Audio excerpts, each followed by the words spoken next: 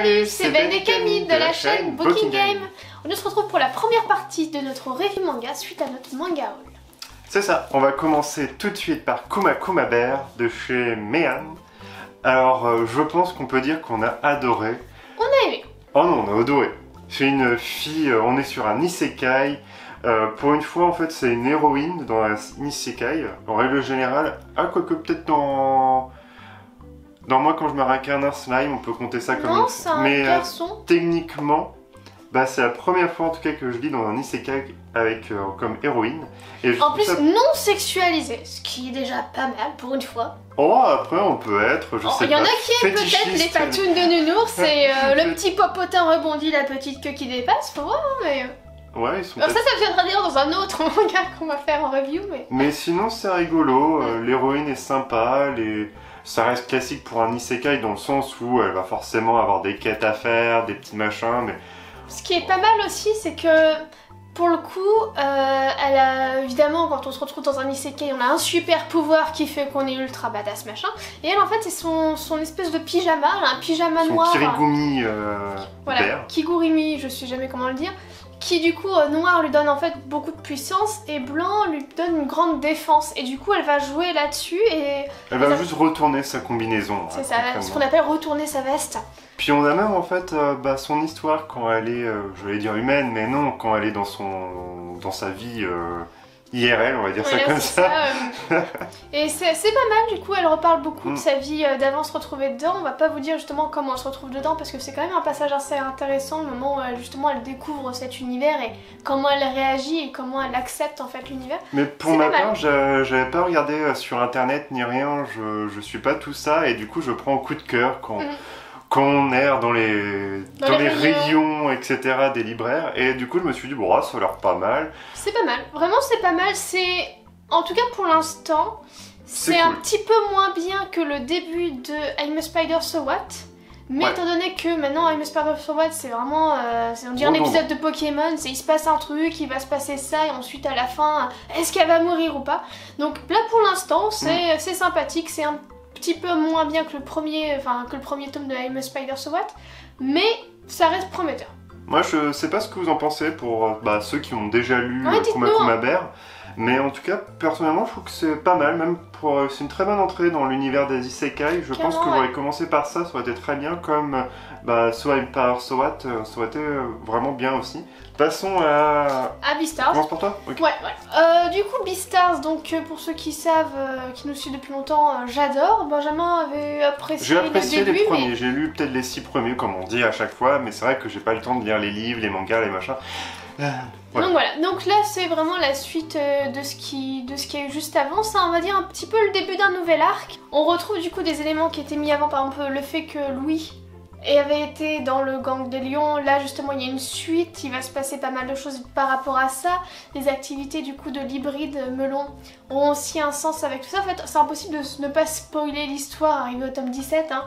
Mais c'est vraiment pas mal et Legoshi du coup est tout blanc sur la couverture. Et on sait au cours de ce tome là justement le choc psychologique qui a fait qu'il a viré tout blanc. Donc c'est sympathique aussi, ça va donner un nouvel angle justement à sa personnalité. Enfin, c'est vraiment un personnage extrêmement riche, extrêmement intéressant. Bien plus que ce qu'on peut croiser dans pas mal de mangas, c'est vraiment très bien, lisez Beastars. Alors là, on part sur quelque chose mais de tout à fait différent. Je vais pas dire proche du hentai parce que certains vont être c'est du ecchi, mais si c'est des garçons, donc c'est déjà un peu...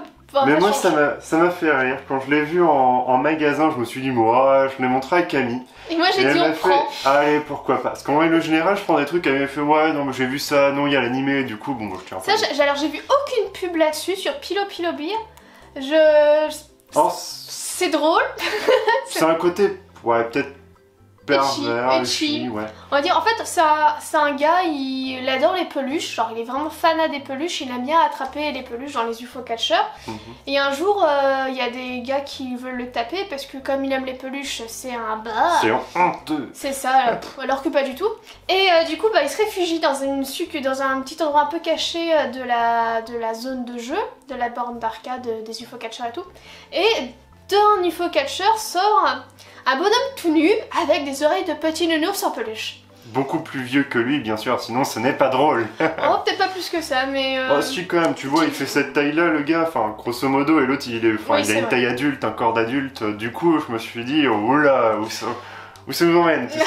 Et du coup, c'est assez rigolo, parce que donc, cette créature, on va l'appeler comme ça, estime qu'il est la peluche, et que lui, c'est son maître, parce que c'est une peluche magique, et donc va à tout prix tout faire pour que son maître l'aime, le câline, le patoune, lui fasse des bisous. Sauf que ce que tu peux faire à un petit animal en peluche, tu évites de le faire à un homme tout nu avec des oreilles de nounours.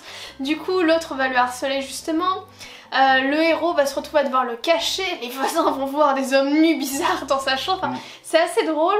Il va y avoir aussi des interactions avec un gars qui justement harcèle le héros, qui lui aussi va se retrouver avec une peluche lapin psychopathe. C'est drôle. Par contre, c'est du harcèlement. On vous le conseille. Après, ça dépend des personnages. Il y en a où c'est du harcèlement indirect et il y en a où c'est vraiment du harcèlement direct. Mais le personnage qu'on voit sur la couverture, c'est du indirect. Ce n'est pas comme le manga où arrête de me chauffer. Nagatoro, où là, c'est vraiment elle le torture, mais bon, elle l'aime bien. Hein, je veux pas dire bon enfant, parce que des fois ça va quand même, voilà. Non. Mais là, c'est parce que en fait, il aime trop, il est trop fleur bleue, trop ceci, il est trop, bah du coup, au bout d'un moment, c'est trop. Et c'est aux dépens du héros. Donc voilà. Mais voilà, non, c'est vraiment sympathique. C'est original. Là-dessus, c'est très original, c'est sympathique. Et puis, il y a à la fin du coup du manga, il y a une petite bulle si justement la créature peluche avait été un individu de sexe féminin et non pas un individu de sexe masculin. Et c'est très drôle, ces petites cases là, vous savez, en 4 cases. Et c'est vrai que je me suis posé la même question et quand j'ai vu la fin, je me suis dit, je valide, c'est vraiment dans ma tête, je me suis dit que ça aurait été passé comme ça pour toute la clientèle même féminine. Donc c'était sûr. Mais vraiment c'est drôle, c'est très original, c'est drôle. Je sais pas ce que vous en pensez, vous, quand vous êtes tombé dessus, ou même quand vous... Faut avoir l'esprit un petit peu regardant un petit peu la couverture, moi je trouvais ça drôle, parce que je me suis dit que ça allait pas être salace ou malaisant. Non, mais justement, c'est particulier, c'est ecchi, mais il n'y a pas de truc malaisant, il n'y a pas d'acte malfaisant. Mais ils se sont posé quand même la question, ce qu'ils ont mis, attention, ceci est un shonen, donc voilà quoi, c'est vrai qu'on aurait pu penser... C'est court, en plus je crois que c'est en 4 tomes. Non mais on aurait pu dire, tiens, c'est un Yuri, c'est ça? Yuri c'est entre filles, plutôt un Yaoi. Yaoi, pardon, je mélange toujours les deux, attention. Mais voilà, on n'est pas sur du hentai, on vous a pas présenté du hentai. Mettez en commentaire si vous voulez qu'on vous présente du hentai, par contre je serais bien intéressé. Parce que Benjamin a fait collectionner hentai, c'est vrai que c'est quelque chose qu'on montre pas forcément. On montre pas forcément en vidéo parce qu'on se dit que c'est peut-être pas adapté à tout le monde. J'ai vu qu'il y en a mais dites-nous si vous voulez voir tout, parce que Benjamin a des éditions collector et tout sous blister cartonné, les éditions ultra limitées de hentai de machin, les Shindoel, j'en passe. Vraiment. Shindoel que j'ai eu pour la première fois. Ouais, métamorphose. Grâce ou à cause du Coyote Mag. Coyote Mag, oui, voilà, où je savais pas. Vers quoi tu t'avais... Oui, voilà, mais sinon, pour en général, pour en revenir au hentai, j'étais très surpris de la patte graphique et des fois ils partent vraiment sur des délires qui auraient pu être très drôles et dommage que des fois ça part juste en partie de jambes en l'air total en fait. Enfin, dites-nous si vous voulez voir le hentai haul de Benjamin, je ne sais pas si ça se dit, dites-moi tout. Ouais. Mais voilà. voilà. Ce qui m'a fait rire c'est que... Et likez, abonnez, n'oubliez pas. Quand j'ai checké sur internet, je suis tombé aussi sur beaucoup d'habitués en fait à faire des reviews des mangas etc. dont La Pomme qui rougit. Donc si tu passes par là, voilà, j'ai regardé tes trucs sur internet et elle ou il, je sais pas. Je crois que c'est elle. Bref, elle mettait qu'elle aussi elle osait pas en fait dévoiler sa lecture, sa passion autour des hentai parce que sur Instagram elle pose plein de maintenant, trucs hentai. Mais en fait j'ai regardé sur Amazon, elle mettait que c'était tout nouveau. Bon, après je vais peut-être pas regarder non plus la date d'envoi, mais c'était un manga récent. Donc, petite parenthèse finie, passons au reste. Enfin au reste, au dernier que du coup. Voilà, alors là c'est pas bon enfant, c'est pas rigolo, c'est pas des nounours en peluche. Il y a pas mal de tomes. Donc là c'est l'école emportée. Donc ça se passe dans les années 70 je crois, au Japon. Comme ça, ouais. En fait du coup il y a un petit garçon qui en rentrant du chemin de l'école croise un tout petit gamin avec son vélo, il tape, discute avec, il joue un petit peu parce que mais le gamin ils sont potes, ils se connaissent. Non, le tout petit garçon à tricycle, non. Ah un petit tricycle, voilà. D'accord, ok. Et en fait ça un détail qui paraît anodin mais en fait ça aura un impact plus tard je pense. Et en fait, voilà, c'est ça. Et du coup, en fait, il rentre chez lui, il se pouille avec sa mère. Et quand il va à l'école avec son ami, un vrai ami qu'il connaît depuis longtemps, il y en a un qui doit rebrousser chemin parce qu'il a pas les sous pour la cantine. Et quand il revient, en fait, il n'y a plus d'école. Genre, il y a un cratère. C'est la super excuse de dingue à cet âge-là pour dire... J'ai pas pu aller à l'école, il n'y a plus d'école. Voilà, c'est l'idée. Donc évidemment, les familles, tout le monde est en panique, personne ne comprend. Ce qui est justifié pour une fois. C'est ce qui est justifié. Et en fait, on a du coup le gamin qui lui a pu rentrer à l'école, donc le héros. Et en fait, au milieu du premier cours, je crois, l'école, il y a un gros bruit. Et puis ils se retrouvent en fait dans une zone sablonneuse, ils comprennent pas ce qui se passe. Les adultes sont un peu à la ramasse, voire partent complètement en cacahuète. Ouais. Genre, on va pas vous spoiler plus que ça, mais pour les âmes sensibles, il y a quand même des enfants qui meurent, etc. Donc, bon, pas toujours d'une manière très naturelle d'ailleurs. Donc voilà, ça peut être violent, je pense, pour certaines personnes. Ça peut choquer. C'est le but, je pense, d'ailleurs, du mangaka qui est décédé depuis longtemps. Bah, pour le moment, en tout cas, mais... je trouve que ça me fait penser aux jeux... C'est beaucoup de mystère. Comme Danganronpa, etc. Sans la partie où il y a, en tout cas pour le moment, sans la partie de quelqu'un qui se joue de nous. Mais que ça reste dans un huis clos avec un certain nombre de personnages, avec une sorte d'enquête pour pouvoir en fait s'extraire de là et retrouver son... Comprendre ce qui s'est passé. Ouais, c'est ça, et retrouver notre monde d'origine ou notre lieu d'origine. Je trouvais que c'était dans cet esprit-là. Avec un petit côté survival aussi, parce qu'évidemment les ressources sont prises en compte, de nourriture, d'eau, etc. Mais là c'est abordé très vite. Après, gros conseil, je pense que si ça vous titille, je pense qu'il vaut mieux attendre en fait de pouvoir acheter le 1 et le 2 parce que quand j'ai lu, je me suis dit... J'ai eu du mal à rentrer dedans, je savais pas trop. Alors je me suis le dit trait est ancien, c'est sûr. Ah non mais le trait c'est pas ça, c'est vraiment l'histoire. Je me suis dit tiens, où on va en fait? Concrètement, l'ambiance n'était pas 100% là et c'est vraiment quand j'ai lu l'œuvre, le tome 1 dans son intégralité où je me suis dit ouais, ça me titille, j'ai hâte de voir le 2 pour avoir un avis vraiment étoffé là-dessus et je pense qu'il vaut mieux avoir le 1 et le 2 et faire un avis, parce que je crois qu'il est quand même assez cher, c'est 10,75 €. Mais après il est très épais, bon, Beastars est épais aussi, mais regardez comme il y a une belle différence, il fait quasiment 2 Beastars. Ça fait un prix entre quelqu'un qui souhaite juste payer 6 €, 7 €. Sachant qu'il y a pas mal de tomes, il y en a plus de 6 je crois, moi je pensais que ça aurait été fait en 3-4 tomes, j'étais étonnée quand j'ai vu le nombre de tomes, vraiment je me dis, comment est-ce qu'il peut durer dans la longueur? C'est vrai. C'est ce qui me dit que... Je sais pas. Je pense qu'il y aura peut-être tout un truc, peut-être une sorte de changement de zone, un peu comme Abyss en fait, où on va avoir un truc bizarre au début et puis après ils vont évoluer de carte en carte. Pour moi je pense que c'est un peu une petite case comme des jeux de plateau comme ça, je pense, j'imagine. En tout cas, si vous aimez les choses très mystérieuses, que la violence physique et psychologique vous choque pas trop, vous pouvez partir, je pense, là-dessus.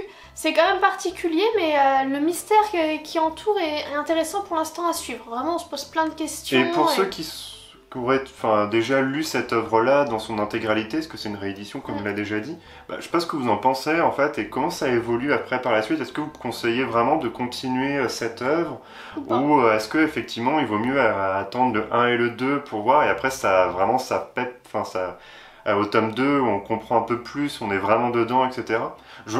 Sincèrement, je pense qu'il doit se passer quelque chose encore de mieux parce que ils en font une réédition, donc ça doit être culte. C'est que ça doit être pas mal. Mais est-ce que c'est le genre d'œuvre qui matchait vachement bien en fait à son époque et que maintenant tellement l'habitude de voir ce genre de truc où finalement au bout d'un moment on va être en mode tiens, ça je l'ai vu venir ou des trucs comme ça. Après, pour l'instant, j'ai été surprise de pas mal de choses au niveau des comportements. Il n'y a pas de révélation vraiment pour l'instant, mais du peu qu'on a pu avoir des événements, des semblants de révélations, j'étais un peu surprise. Moi c'était surtout que je trouvais que ça partait trop vite en couille en fait, concrètement. Ah oui, ça part au bout d'une demi-heure, c'est le self-control en fait, il y en a pas quoi. Il y en a pas et je pense que j'aurais préféré vraiment voir plus de temps en fait dans le tome 1 et peut-être plusieurs jours voir sur plusieurs jours comme un livre de... cahier de bord. Je crois qu'en tout, il y a 24 heures qui sont écoulées dans le tome 1, grosso modo, quoi. Ouais, et je trouve que j'aurais préféré m'attacher plus à l'équipe de... vraiment à comment ça se passe. L'équipe enseignante. Ouais, un peu de tout, en fait. Vraiment s'attacher à tout ce truc-là, tandis que là, j'ai trouvé que ça allait... et hop, pour le coup, c'est pas papa. vraiment. Non mais que ce soit chez les enfants, je peux bien comprendre que tout part en un rouleau, mais chez les adultes, je trouvais que c'était un peu trop rapide. C'était vraiment... pour avoir l'habitude de regarder The Walking Dead ou ce genre de choses, où c'est un peu pareil, enfin, au lieu d'avoir des zombies qui tapent à votre porte... Là c'est du post-apo aussi. Là c'est what the fuck. Science-fiction en plus. On est où? Là c'est le grain de sable qui tape à votre porte, grosso modo, et un petit garçon en tricycle. Bon. On l'a vu mieux comme... comme monstre faisant peur, mais mine de rien, je trouvais que le self-control n'y était pas et que c'était un peu trop rapide pour moi. Donc, bon, voilà. On va voir, dites-nous. Donc il y aura la partie 2 qui suivra un peu plus tard. Avec le reste qu'on vous aura montré, comme on l'a dit, sur notre manga. Voilà. Bon, voilà. N'hésitez pas à partager du coup vos conseils de lecture, dites-nous ce que vous en avez pensé, n'hésitez pas à liker, à partager, à vous abonner si ce n'est pas déjà fait, et on vous dit une prochaine. Salut.